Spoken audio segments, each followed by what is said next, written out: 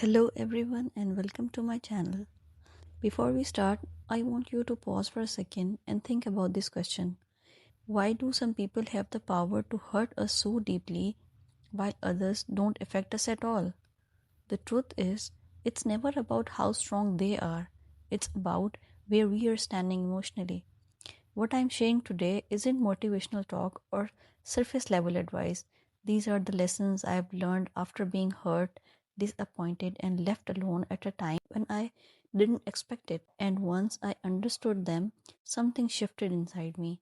After this, people may still try to hurt you, but it won't reach you the same way. Let's talk about why. What I am about to share today is light, simple, but very important. These are the lessons that took me years to understand. I genuinely wish someone had explained them to me earlier because they can change how you experience life. So think of me as a sister, a friend, or just someone who's been there and learned the hard way. Let's get into it. A few years ago, I went through a phase where everything changed. People I was close to walked away, old connections broke. I started seeing real faces behind fake bonds. That loneliness did something to me. I started feeling desperate for company, desperate for someone to talk to, someone to share my day with.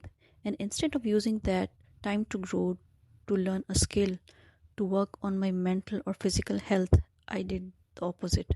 I distracted myself. I gave my time to random people who didn't deserve it. And there is a thing. When you are desperate, you don't attract healing, you attract chaos. I ended up inviting toxic, temporary people into my life and added more trauma to the pain I was already carrying. That's when I realized something was deeply wrong. I searched everywhere for answers, a little, but nothing really changed until I stopped looking for shortcuts. I started reading, reflecting, and understanding a life on a deeper level.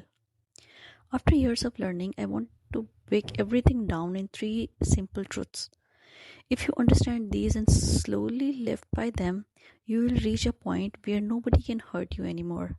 First, desperation takes away your power. Whenever you crave something too badly, a person, tension, validation, love, a position, you become weak in that moment. Not emotionally weak, but energetically powerless. So most of us go through phases where we are completely alone. People leave, bonds break, and in that silence, we start craving attentions.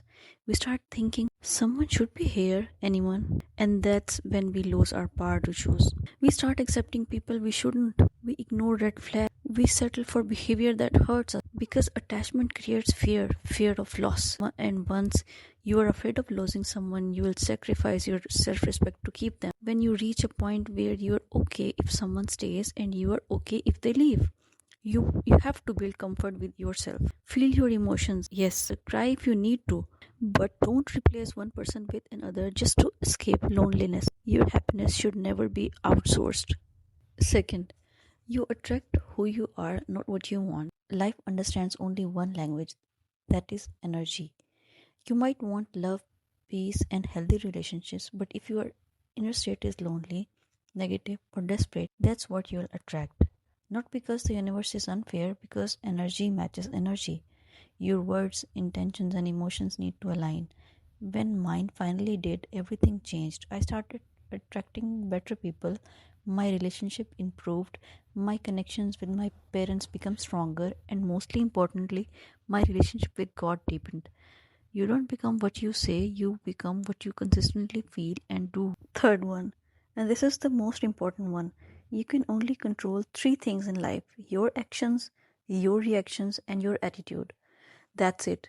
Everything else is outside you control. And the moment you start trying to control people, outcomes, or past events, anxiety, overthinking, and depression follow. I used to ask myself why people left, what I did wrong, how to bring them back, and then it hit me.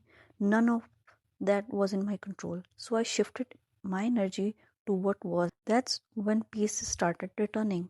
For everything else that reflects you but isn't in your control, learn one word: surrender. Surrender isn't weakness, it's understanding that you never truly had control to begin with. Life doesn't owe us anything. That's a hard truth, but once you accept it, you stop running in blind races that doesn't matter. Surrender is a habit. It builds slowly, but once it does, your mind becomes calmer, your energy becomes lighter, and you naturally filter out people who don't belong. And that's when life starts to feel beautiful. If this video gave you even one lesson, tell me in the comments what's the biggest life lesson you've learned so far. I'll see you in the next video. Until then, take care.